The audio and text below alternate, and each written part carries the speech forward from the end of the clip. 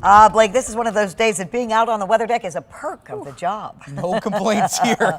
You're not going to hear any from me, that's for sure, Juliet. Yeah, just a beautiful day from start to finish, and our warmest spots did climb into the lower 80s. So yeah, an early summer feel across West Michigan. We'll be a little cooler tomorrow, but still warm for late April, and then we're going to follow that with an enjoyable weekend. We're almost from start to finish as well, both Saturday and Sunday trending the right way. High temperatures today, upper 70s to lower 80s across the board. Even the lakeshore briefly reaching the 70s, but we did see the lake breeze come through here and there over the afternoon, now early evening hours. But that 81 in Grand Rapids, same number goes at Kalamazoo and Battle Creek, but the 81 in Grand Rapids, that's our first 80-degree day of the year. That's the first time we've been above 80 degrees since September 29th, over 200 days ago. But this is pretty much on average when we see our first 80-degree day of the year. On average, Grand Rapids sees its first 80-degree day in late April. 13 weather ball, it is blinking blue, slightly cooler for our Friday, and a touch of rain, some thunder in sight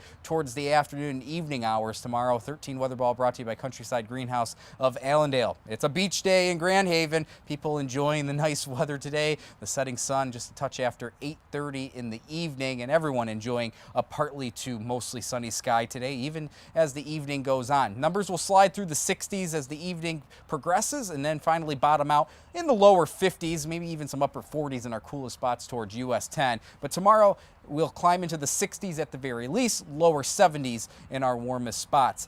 Low pressure way back in Nebraska. That's going to be our weather maker for tomorrow. That's going to slide through the southern Great Lakes and provide us with our shower and storm chance. We'll say it does appear that the amount of rain, even some thunder, appears to be less compared to our thinking earlier in the week. Here's why. Hour by hour forecast, quiet through tonight overall, really not sensing much in the way of a rain chance tonight and even through tomorrow morning. But here comes that system from the west, and the greatest opportunity for thunderstorms now appears to be south and east of Grand Rapids, really towards, let's say, Hastings, Kalamazoo, and Battle Creek, if not even towards the east side of the state. I think many of us will just contend with a few run-of-the-mill showers, maybe an isolated rumble of thunder late in the afternoon tomorrow into the evening. This is around 8 in the evening, and then this system clears out of here by the end of Friday night, tomorrow night, and especially by daybreak on Saturday. So in terms of rain totals, yeah, not a lot compared to 24 hours ago. About 1/10 of an inch, maybe 2/10 of an inch at best. The greater